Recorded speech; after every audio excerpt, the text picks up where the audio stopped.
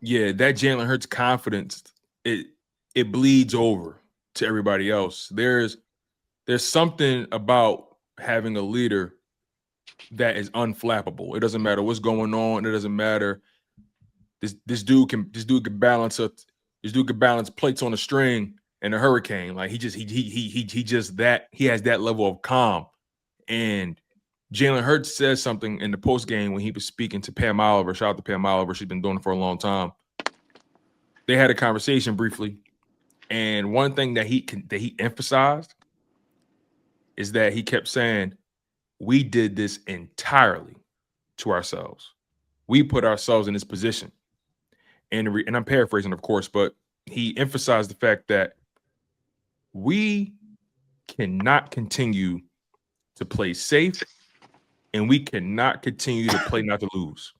And that stood out to me because when you think about the play calling, that's kind of what it looks like. It looks like they're running the most conservative offense that they can run. And I understand, when you win the turnover battle, 9 times out of 10 you win the game, man.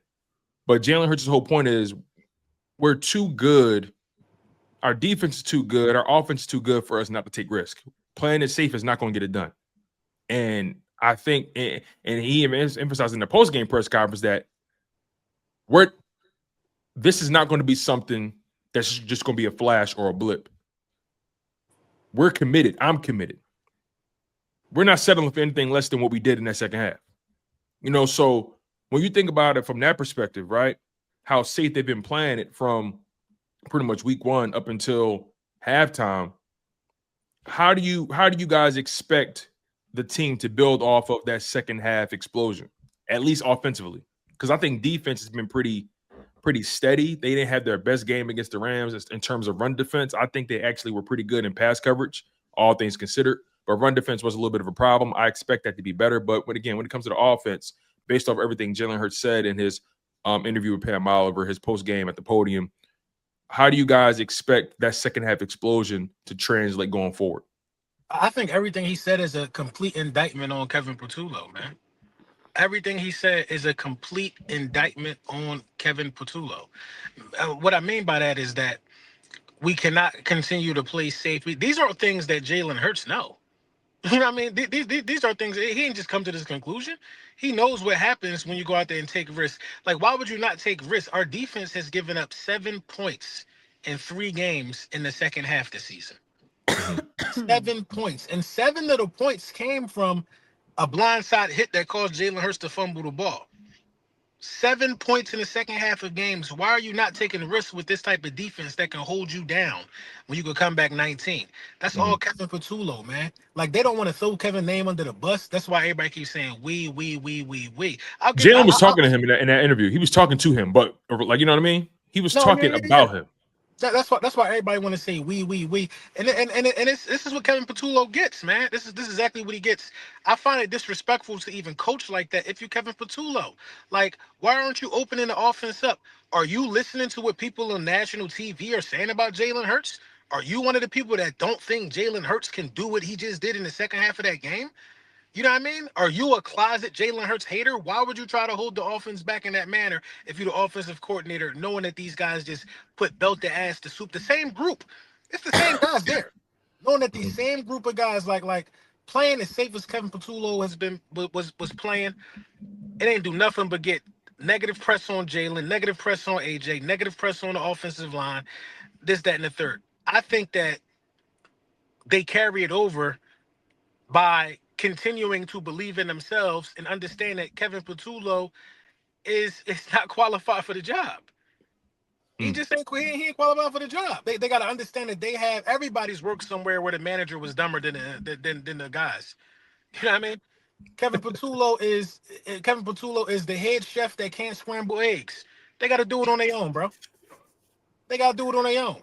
I never seen what Jalen Hurts did by talking to him on the sideline. Jalen benched him. Did you see the footage? That footage was telling because I would have been scared. Patullo was sitting next to Jamal Singleton. They sitting on the bench talking.